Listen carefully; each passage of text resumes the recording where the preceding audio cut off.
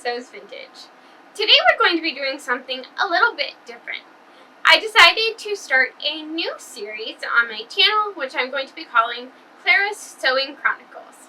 So this is just going to be a bit more of a vlog style of video, kind of chronicling, documenting the projects that I've been working on lately, if I don't have really enough to make an entire specific video for that project. So recently I have been working on a lot of quilting projects. That's kind of been what's inspiring me lately. I have some projects that I've had in my stash for quite a while, and I've been really inspired to work on those and get a couple of quilts finished up. I also have a couple of clothing items that I have been making, but they're things that I've made multiple times, so I don't really feel the need to make a specific video on like the skirt that I was making, and the blouse would actually make a pretty good video, but I drafted the pattern for the collar like a long time ago and I don't remember how I did it. So I would love to share how I did it, but I don't exactly remember. So it wouldn't make exactly a great video that way, then it wouldn't. But so I'm going to show off what I have been working on. I also made another version of the Sew Over It vintage shirt dress, but I already have a video on that as well, which I will link in the description box below. Kind of going over how I made one of my other versions. So I'll show you the tweaks that I made to this version and the final project, and I will show you kind of the finished project of the other clothing items that I've been making and the progress that I've made on my quilts. So it's just going to be kind of a montage of all of the things that I've been working on. So yeah, let me know in the description or in the comments if you enjoy this style of video, if there are things that you'd like to see differently, or if you have any ideas for me. Like I said, I'm still kind of playing around with this format. So yeah, I would love to hear your input, and I would also like to thank my lovely friend Lydia for recording the music that you will hear in today's video. So enjoy the music, enjoy the sewing, and let's get back into the sewing footage.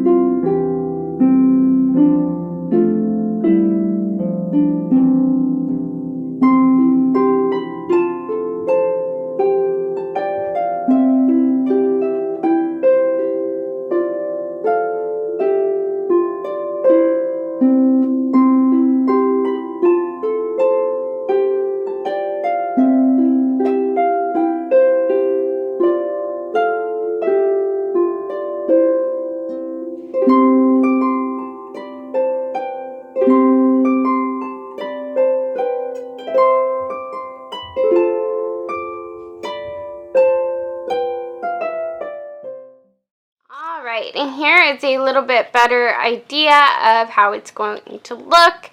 I really like how it's coming together.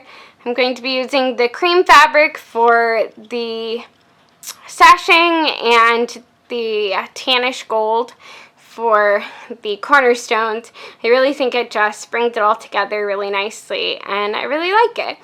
I decided to make it a little bit bigger than I had originally planned, so I need to order some more blue. Thankfully, I decided to make all of the setting triangles like scrappy and use different blue fabric, so shouldn't be a problem to you know, pick up some different ones. Should be fine.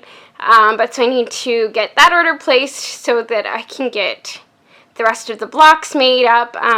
Still working on some of them, but I can't finish them up until I get that fabric, but I think it's really coming together nicely. I really, really like it. I'm kind of winging it. I took a pattern that I had seen on Missouri Star for 9 patch on point, and I'm doing like a completely different color scheme than they did. But I think it's going to be really, really pretty, and I'm adding the sashing and the cornerstones, so it's going to look completely different. And I think it's going to come out just how I had pictured it. So it's really, really exciting to see it come together.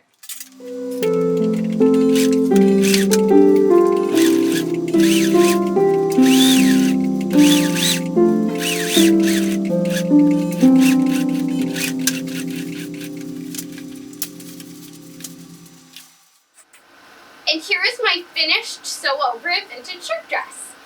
This is the 3rd version of this pattern that I made, and I absolutely love it. I think that this is probably my favorite, at least like modern pattern.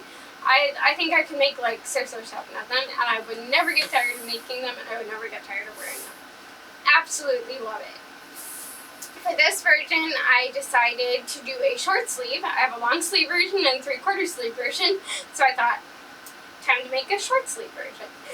So for this one, when I looked at the sleeve, I felt like compared to my other short sleeve patterns, it was going to be a little bit loose around the bottom of the sleeve for my liking and for how I wanted it to fit.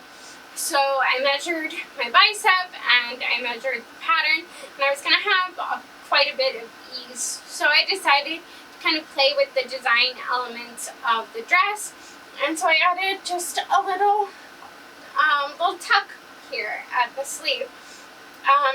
I completely intended to film that, and somehow I managed to forget. So bravo me on that one. But it was really simple. I just folded the sleeve in half and calculated how much ease I wanted to take out, and I knew that I was going to do a little 3/4 of an inch hem. So 3/4 of an inch times 2 is 1.5 inches, and I came up a little bit higher than 1.5 inches on the tuck, so that once I hemmed it up and sewed across the hem, the tuck would be encased in the hem, and then it would the fullness of the tuck would be right above the stitching line. So it really was not difficult. It was just a cute little design tweak, and I think it adds a really cute design element that ties in with the other tuck elements in the skirt and the bodice of the dress. So I'm really, really happy with how that turned out. It's kind of a little bit of a last minute design change. So if I had thought ahead of time, I probably would have added just a tiny bit of fullness to the cap of the sleeve, so that, like, to give it that kind of 40s, a little bit more of a 40s look. Since I was kind of pulling in the sleeve, having a little bit more puff to the sleeve cap would have given it even more of a 40s look, but oh well, maybe next time I make a short sleeve version, I'll do that. I'll keep that in mind. But overall, I'm really, really happy with how it turned out. I love it, and not that I'm surprised, because I already know that I love this pattern. I love sew-over it in general. The patterns are great. So, but yeah, yet another wonderful make for my vintage inspired closet. And here is my finished outfit. So I really, really love how this outfit turned out. I've had this twill in my stash for a couple of years now, I believe. Just kind of waiting for the right time. I actually had originally bought it to make pants, and I didn't make them right away because I couldn't get a pattern to fit properly. And then when I went to make them into pants, I realized I did not buy enough because the fabric was not as wide as I thought it was. So I kind of had to regroup and figure out what I was going to do instead, because I absolutely love the color. It's such a pretty, like, dark seafoamy green. It's really unique. So I really, really loved it, and I knew I still wanted to make a garment out of it. So it actually ended up being okay, because this fabric is a little bit thicker and stiffer than I had originally thought it was. So I think it would have been a little bit too stiff for pants anyway, but I decided to make one of my 1 yard 1950s pencil skirts, and I really love this skirt pattern. I have made, I think, 5 or 6 versions of this skirt, and it's just so versatile. It's so simple, and it just really goes with everything. So I find myself wearing them a lot. I really, really love it. I can't say that enough. I really love this skirt. And I think that this fabric really turned out to be a really good choice for this skirt. It's a little bit stiffer than a lot of the other fabrics that I've used, so it tends out kind of, I guess, a little bit. I think I'm going to end up shortening it by about 1 inch because of the stiffer fabric and the way it hits my plastic braces. It kind of catches on them a little bit. Like my other versions of the skirt do not. I think it's because the fabric's so stiff, so because of that, I'm going to shorten it just a little bit so it hits above my braces, so I don't have that problem. It just feels really weird when I walk, and yeah, so not a fan of that, and so I'm going to shorten it, but that should take care of the problem. And yeah, I just really, really love this skirt. Not that I'm surprised, because I know I love it. I have so many of them, and I wear them all the time. But yeah, I'm glad to have another version in kind of a unique and a little bit different color. And then as for the blouse, oh my goodness, I saw this fabric. I believe I got it at a Quilt, online quilt shop, also like a year or 2 ago. And it's just, to me, this is such a beautiful and kind of fun, like 30s inspired prints. This reminds me of like 1930s flour sack fabrics, but yet it's a little bit different, of like a color palette than you usually see for a flour sack cloth. So I really, really love it. And I ended up really liking, it's like a really nice tight weave and really high quality. So I really, really love this. Fortunately, this fabric is not available anymore, and neither is the skirt. I got the skirt fabric off of Fabric Mart Fabrics, and there's like, once the fabric's gone, it's gone. But this was from a collection that's not available anymore, which makes me really sad because it is a beautiful fabric and a beautiful quality fabric. I just absolutely love it. And I knew as soon as I got it that with the design of the flowers and the shape, I wanted to make a Peter Pan collar blouse. I thought that the rounded collar would complement kind of the rounded petals of the flowers really well. And, but yeah, so I've kind of had that in my mind that I wanted to do that, and I just finally got around to doing it, quite frankly. So yeah, I'm really excited. I feel like it turned out just as cute as I had imagined it, which is always a satisfying feeling as a seamstress, to get a project done and feel like it turned out exactly the way you wanted it to. So always a nice feeling. But yeah, so like I said, I had wanted to do a video for the blouse because I thought that it would be fun, but I drafted, like, this is my basic blouse pattern that I made a bunch of, but I drafted the collar myself a couple of years ago, and I don't remember how I did it. I remember poring over, like, stuff online and everything, but now I really just can't remember how I drafted it. So that's not going to make a very interesting video all by itself if I'm like, I don't remember how I did this, but here it is. So I just got an original 1950s Peter Pan collar blouse, so I'll be making that pattern soon, to make like Peter Pan collar blouse video. But yeah, so as for the drafting, I'm so mad at myself. I wish I had taken notes on how I did it, but that was pre-YouTube, so I guess I couldn't look into the future and know that I would want to know what I did, but oh well.